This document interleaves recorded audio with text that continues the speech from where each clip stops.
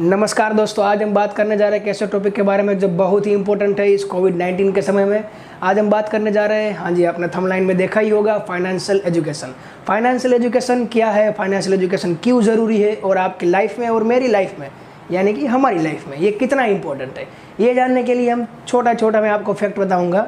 75% यानी कि 75% भारतीय फाइनेंशियल एजुकेशन के बारे में नहीं जानते। और एक इससे भी बड़ी बात, 80% तक महिलाएँ भारत में फाइनेंशियल एजुकेशन के बारे में नहीं जानती। ये कोई बड़ा ऐसा चौंका देने वाला आंकड़ा नहीं है, क्योंकि पूरी दुनिया में 700 करोड़ लोगों में से अराउंड 60-70% लोग फाइनेंशियल एजुकेशन के बारे में नहीं जानते। और अमेरिका जैसी कई डेवलप्ड कंट्रियाँ, इस कंट्री में भी 50-60% लोग इसके बारे में ज़्यादा जानकारी नहीं रखते। तो हम आज बात करने जा रहे हैं फाइनेंशियल एजुकेशन के बारे में। ये मेरा पहला वीडियो है फाइनेंशियल एजुकेशन पे, और यहाँ से एक पूरी सीरीज स्टार्ट होगी। इसलिए इस सीरीज़ को पूरा देखने के लिए मेरे साथ बने रहिए, सब्सक्राइब कीजिए मेरी चैनल को, इस वीडियो को अंत तक देखिएगा और अच्छा लगे तो लाइक कीजिएगा, अपना रिव्यू कमेंट कीजिएगा। धन्यवाद। नमस्कार दोस्तों, फिर से आपका स्वागत है मेरी चैनल में जिसका नाम है अभिषेक पनारा। और आज हम बात करने जा रहे हैं टॉपिक के ऊपर जिसका नाम है फाइनेंशियल एजुकेशन। और किसी भी टॉपिक के बारे में जानने से पहले ये पूछना ज़रूरी है कि ये टॉपिक पढ़ना क्यों ज़रूरी है और इस टॉपिक के बारे में जानना भी क्यों ज़रूरी है। क्योंकि ये टॉपिक आपके फाइनेंस यानी कि आपकी अर्निंग, आपका मनी, उसके ऊपर 100% उसके ऊपर बना हुआ टॉपिक है। इसके ऊपर से ही आप रियल लाइफ में कैसे पैसे कमाते हैं, कैसे उसको इन्वेस्ट करते हैं, कैसे उसको सेव करते हैं, वो सारे के सारे कंसेप्ट इस टॉपिक में आएंगे। इसके अलावा देखने वाली बात ये है, हमारे भारत में ये टॉपिक इतना फेमस क्यों नहीं है, उसके भी कुछ रीज़न है। उसका रीज़न नंबर 1, हमारी जो फॉर्मल एजुकेशन सिस्टम यानी कि हमारी जो अभी की एजुकेशन सिस्टम है उसमें फाइनेंशियल एजुकेशन का कोई भी सब्जेक्ट, कोई भी चैप्टर या सीधी तरह से ये पूछा नहीं जाता। और गवर्नमेंट ने भी इसके बारे में कुछ इंसिस्ट नहीं किया कि इसको लगाया जाए, इसको पढ़ाया जाए।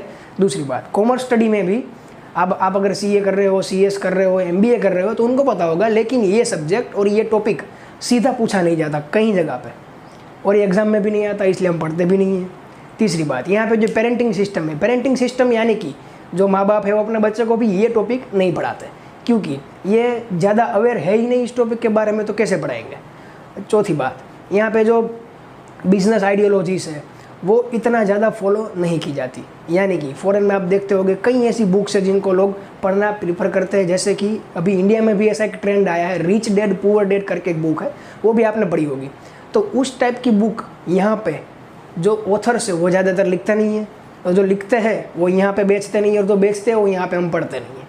इसलिए 3 या 4 वजह से ये फाइनेंशियल एजुकेशन टॉपिक भारत में थोड़ा सा नया है, पता है लोगों को, लेकिन थोड़ा सा नया है। इसके बारे में इन डिटेल बात करेंगे, इसके बेसिक्स क्या है उसके बारे में बात करेंगे।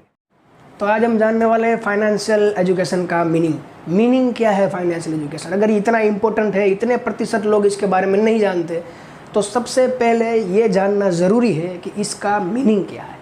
मीनिंग फाइनेंशियल एजुकेशन यानी कि आप अपने फाइनेंस को मैनेज कैसे करते हैं, उसके ऊपर का पूरा आपका ज्ञान, कहाँ से आपकी अर्निंग, कितना उसको आपने सेव करना है, कितना उसको इन्वेस्ट करना है, उसमें से कितना रिटर्न कमा के उसको फिर इन्वेस्ट करना है, ये जो पूरी how sound you are to manage your finance abilities, यानी कि आप कितने सक्षम है अपनी इनकम को संभालने के लिए, उस एजुकेशन को बोलते हैं फाइनेंस एजुकेशन।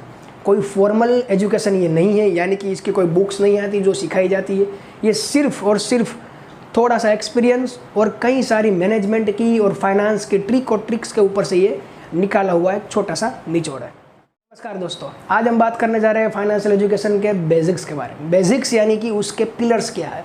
पिलर्स है, नंबर 1 इज़ बजटिंग। बजटिंग क्या है? बजटिंग एक ऐसा टर्म है जो आपने बिजनेस में सुना होगा, कई लोगों ने पढ़ते टाइम सुना होगा।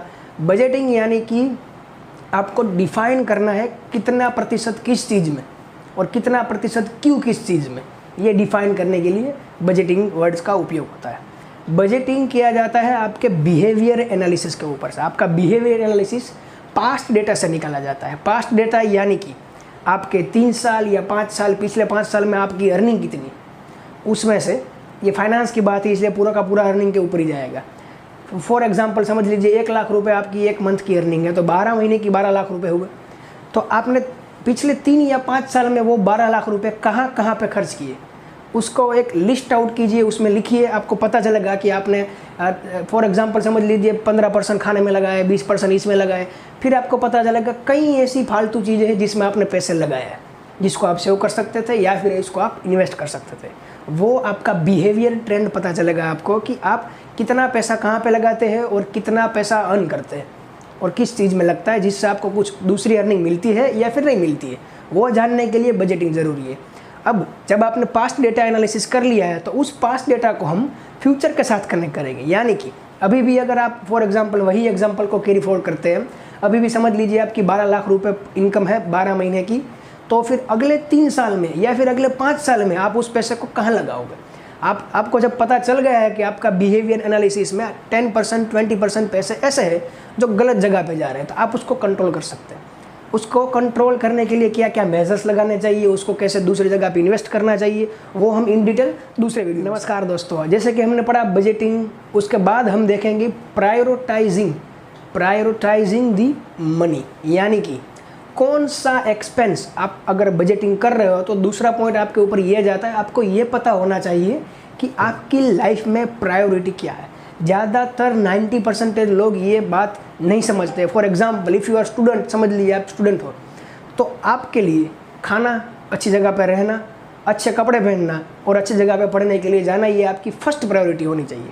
दूसरे नंबर पे आपका मोबाइल आएगा, तीसरे नंबर पे आपका लैपटॉप आएगा, चौथे नंबर पे अगर आपका फादर या फैमिली अफोर्ड करती है तो फिर कार आएगी। ये 99% इन इंडिया ये प्रायोरिटी डिसाइडेड की हुई ही नहीं होती, इसलिए धीरे धीरे चले जाते हैं, फिर पता नहीं चलता कहाँ पे जाना है। इसलिए मेन टॉपिक है प्रायोरिटाइजिंग द मनी। आपको मनी को प्रायोरिटाइज करना पड़ेगा कि इतना परसेंटेज मुझे इसमें लगाना है, इतना इसमें लगाना है। इसको आप राइट डाउन कीजिए, एक बार एक एक्सरसाइज करके देखिए, 2 साल तक सिर्फ एक्सरसाइज कीजिए, ज़रूर आपको रिजल्ट मिलेगा। तीसरी चीज़ आती है सेविंग द मनी एंड चौथी चीज़ है वो है investing the money. Saving the money यानी कि सेव क्या होता है? Saving in a finance term में आपको अगर सीधे टर्म में बताऊँ तो लॉकिंग योर मनी, यानी कि आपने पैसे लॉकर में रख लिए या फिर आपने बैंक में रख लिए। इसके ऊपर आपको, अगर आपने बैंक में रखा है तो इसके ऊपर आपको मिलेगा परसेंटेज मिलेगा, लेकिन वो परसेंटेज इतना मार्केट कॉम्पिटिटिव नहीं होगा। 4%, 5%, 6% इंटरेस्ट आपको मिलता है, लेकिन वो इन्वेस्टिंग नहीं है, उसको आप फ्लो करने नहीं दे रहे हो मार्केट में।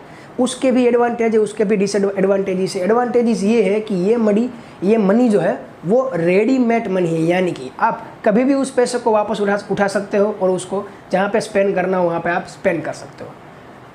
इसका परसेंटेज आपकी अर्निंग में से 15 या 20% जितना हो तो ये बेहतर रहता है। और आगे देखेंगे चौथा पॉइंट जिसका नाम है इन्वेस्टिंग द मनी, यानी कि आप अपने पैसों को मार्केट में फ्लो करने के लिए छोड़ रहे हो ताकि वो पैसा दूसरे पैसे कमा के आए। और ये जब यहाँ पे बात आती है इन्वेस्टिंग की, तब यहाँ पे 2 प्रकार के कंसेप्ट होते हैं, एक एक्टिव इनकम और पैसिव इनकम। एक्टिव यानी कि आप खुद जिस बिजनेस पे जा रहे हैं, आप अपना टाइम दे रहे हैं, आप अपना नॉलेज दे रहे हैं, फिर एफर्ट्स के बाद आपको जो पैसे मिलते हैं वो आपके एक्टिव इनकम है। पैसिव इनकम यानी कि आप कहीं पे भी है, आप गोवा घूम रहे हैं, आप मुंबई घूम रहे हैं, आप कहीं पे भी है, ऑन अ पर्टिकुलर डेट, किसी एक डेट पे वो इनकम आपके बैंक अकाउंट में आ जाएगी। उसको बोलते हैं passive income, without your efforts, यानी कि आपके कोई भी मानवीय प्रवृत्ति के अलावा आपको पैसे मिलेंगे। आपकी नहीं होगी लेकिन दूसरों की ज़रूर होगी। इसको बोलते हैं इन्वेस्टिंग इन द पैसिव, यानी कि समझ लीजिए आपके पास पैसे है और आपको गाड़ी लेनी है। फर्स्ट योर गोल इज आपको गाड़ी लेनी है, लेकिन आपने गाड़ी लेने की बजाय आपने एक घर ले लिया, 2 साल 3 साल 4 साल पैसे जमा करके एक घर ले लिया, फिर उस घर को आपने रेंट पे चढ़ा दिया। उसमें से जो रेंट आता है उस रेंट में से आप अभी भर रहे हैं आपकी कार की किस्तें, तो ये हुआ पैसिव इनकम। आप नहीं जा रहे हो वहाँ पे कमाने के लिए, आप वहाँ पे नहीं रहे हो, फिर भी आपको इनकम मिल रही है। ये कंसेप्ट फ़ॉरेन में ज़्यादातर फेमस है, हमारी इंडिया में इतना फेमस नहीं है, इसलिए लोग फ़ॉरेन में ज़्यादातर शेयर मार्केट में इन्वेस्ट करना, डिबेंचर में इन्वेस्ट करना, ये सब चीज़ें ज़्यादातर वहाँ पर की जाती है, हमारे पे इतना किया जाता नहीं है। ये हुए 4 पॉइंट्स ऑफ फाइनेंशियल एजुकेशन। इसमें सारे टर्मिनोलॉजीज आएंगे, इंटरेस्ट क्या है और ये शेयर क्या है, डिबेंचर क्या है, ये सारे टर्मिनोलॉजीज फाइनेंशियल एजुकेशन के बेसिक्स में आते हैं। तो ये था आज का हमारा वीडियो जिसमें मैंने आपको बताया कि फाइनेंशियल एजुकेशन क्यों ज़रूरी है, इंडिया में इतना क्यों नहीं है, थोड़े से फैक्ट और उसके 4 या 5 बेसिक्स प्रिंसिपल। इसके बाद हम अगले वीडियो सीरीज़ में देखेंगे कि 1 बाय 1 पॉइंट देखेंगे, उसके अंदर जाएंगे, उसको थोड़ा ज़्यादा एलेबोरेट करके देखेंगे और मैं आपको ज़रूर समझाऊंगा कि इसको आप कैसे ओवरकम कर सकते हैं। मेरे साथ बने रहने के लिए धन्यवाद। देखते रहिए मेरा चैनल अभिषेक पनारा। अगर आप नए हैं तो सब्सक्राइब करना ना भूलिए। नमस्कार, जय हिंद।